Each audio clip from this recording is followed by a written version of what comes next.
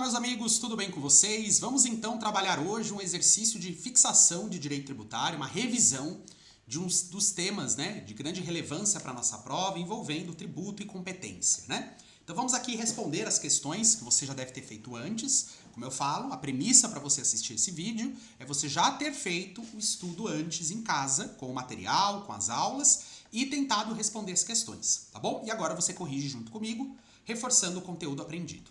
1. Identifique marcando com X quais são as características corretas do tributo. Aqui nós vamos levar em consideração o artigo 3º do CTN, o Código Tributário Nacional como um todo, não apenas o CTN em si, mas todo o código, não apenas o artigo 3º, mas todo o Código Tributário Nacional. Então vamos marcar com X as características corretas. O tributo é uma obrigação de dar? Sim, pessoal? A gente sabe que tributo é uma obrigação de dar.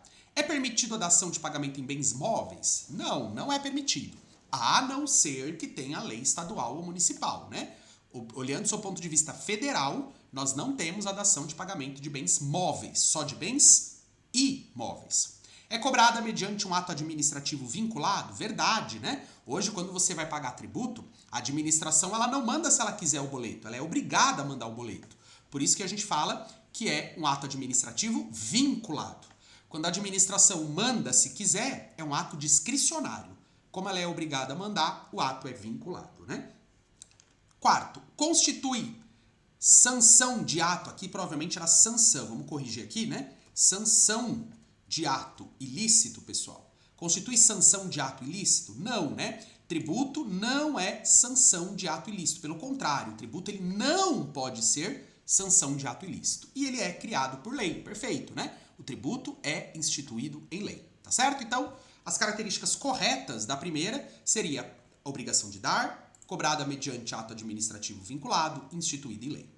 Complete agora a lacuna com imposto, ou taxa, ou contribuição de melhoria, de acordo com cada característica do tributo. Então lá está escrito, não pode ter a mesma base de cálculo do imposto, Resposta aqui seria taxa, A taxa não pode ter a mesma base de cálculo do imposto. Lá na súmula vinculante 29, diz que ela pode ter alguns elementos, mas ela não pode ser idêntica, Isso se leva em consideração o artigo 145, parágrafo 2º da Constituição, artigo 145, parágrafo 2º. Cobrada mediante uma atividade administrativa específica e divisível, a taxa de serviço, pessoal?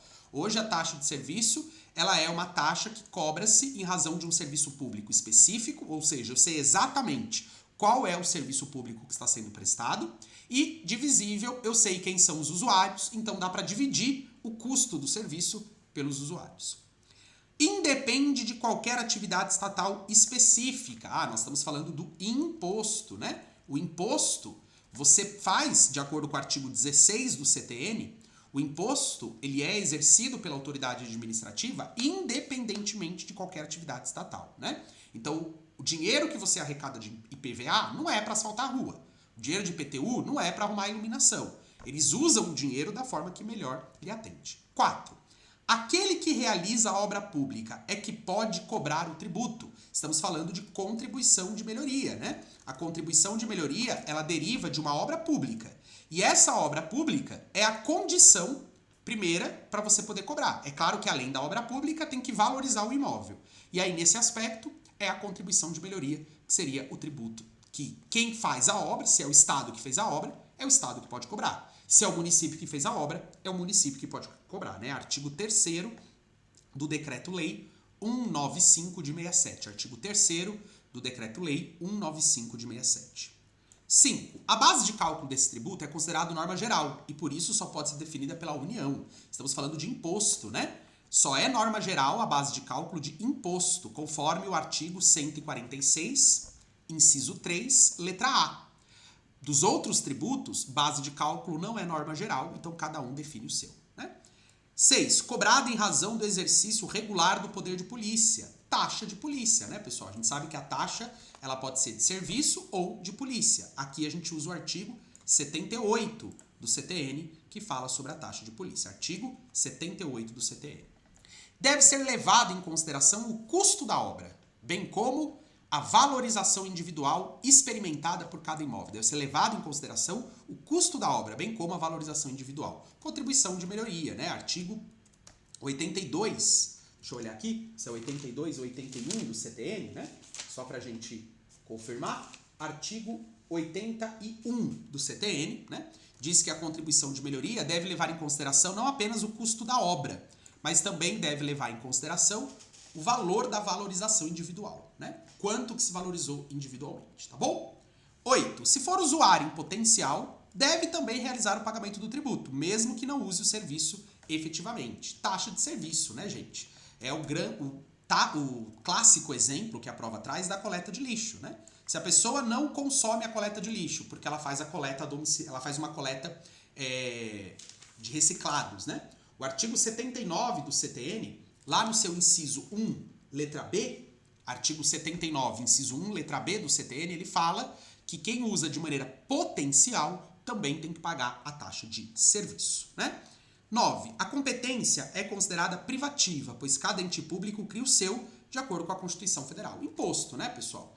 A taxa e a contribuição de melhoria é competência comum. Todo mundo pode criar.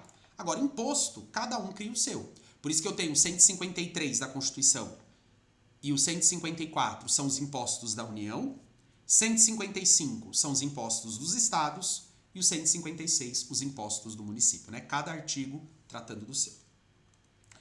Vamos agora falar do tema 2, sobre competência tributária, sempre respondendo verdadeiro ou falso e trazendo a fundamentação legal. Primeiro, a respeito da competência tributária, marque V ou F e marque a fundamentação. A. Competência tributária é indelegável e, por isso, deve-se respeitar as regras já estabelecidas na Constituição. Verdadeiro, né? Vamos colocar aqui, o artigo 7º do CTN fala que a competência é indelegável, diferente da capacidade, né? Capacidade dá para delegar, competência não.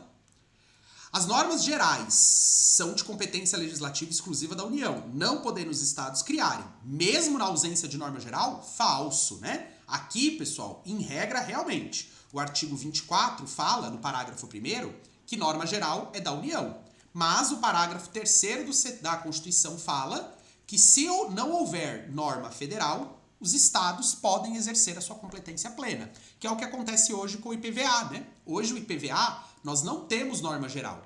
E por esse motivo, cada ente público, cada estado, cria sua própria norma.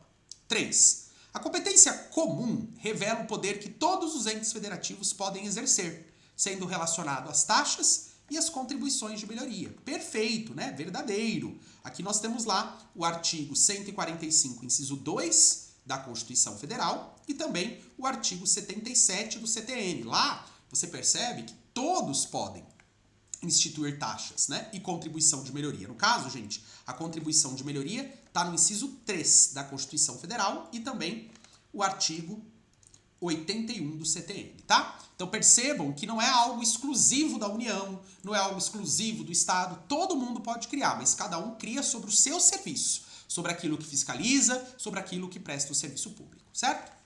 A competência para a criação do empréstimo compulsório é exclusiva da União e por meio de lei complementar. Sim, verdadeiro, né? Esse é um tributo que cai bastante em prova, apesar de na prática a gente nunca ter pago esse tributo, né? Artigo 148 da Constituição fala isso. Sim, é verdadeiro. É exclusiva da União e só pode ser criado por meio de lei complementar. 5. A competência residual é exclusiva da União. O que é a competência residual? É aquela competência para criar novos tributos. Realmente é exclusiva da União.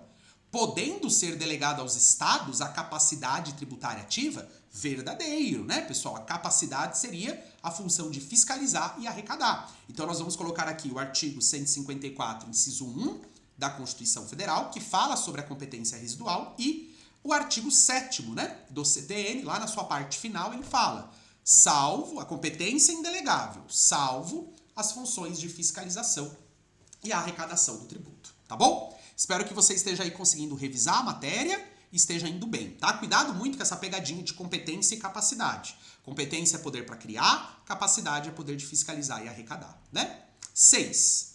A capacidade tributária pode ser revogada a qualquer tempo por meio de um ato bilateral? Falso, pessoal. Ela pode ser revogada a qualquer tempo por meio de ato unilateral, né? Ou seja, eu não preciso de concordância da parte contrária.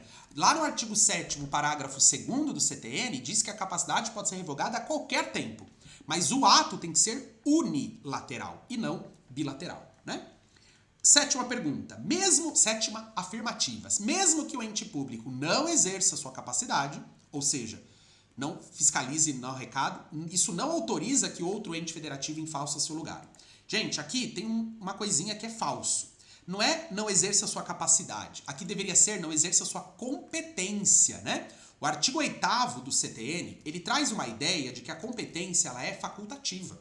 No sentido de que eu crio o meu tributo, deixa eu só colocar aqui na cor vermelha, pessoal, para a gente seguir o padrão. Eu crio o meu tributo se eu quiser. E eu não criar o meu tributo, isso não autoriza que outro ente federativo a faça em meu lugar. É o artigo 8º do CTN. E aqui ele está falando sobre capacidade. E não é isso, né? Aqui nós temos que falar sobre competência, tá? Fique muito atento a isso na prova, meus amigos, porque isso você erra à toa. Aí o aluno me mostra, eu falo, não, mas tá vendo que aqui ele escreveu competência? Ele fala, nossa, não vi, achei que era capacidade. Ou seja, o aluno na pressa, na ansiedade, ele acaba não olhando a questão com clareza.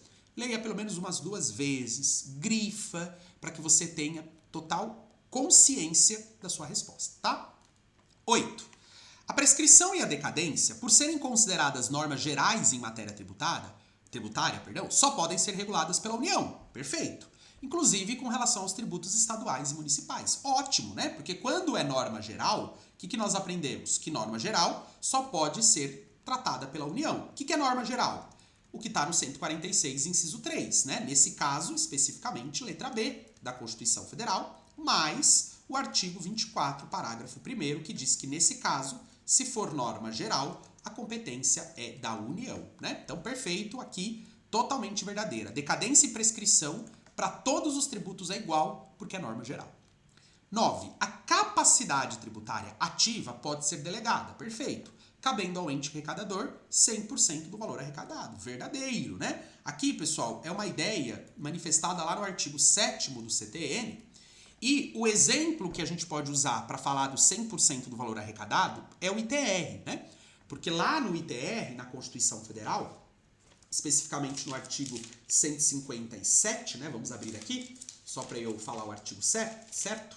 Artigo 158, né? 158, inciso 3, ele fala do ITR, tá? Então aqui a gente pode usar como referência, mas na prova, quando cair, vai cair do ITR para você sinalizar o 158, inciso 3, que fala que cabe 100%, é inciso 2, pessoal, perdão, 158, inciso 2. Cabe a totalidade quando, né, o ente público faz a arrecadação e a fiscalização do ITR. Legal?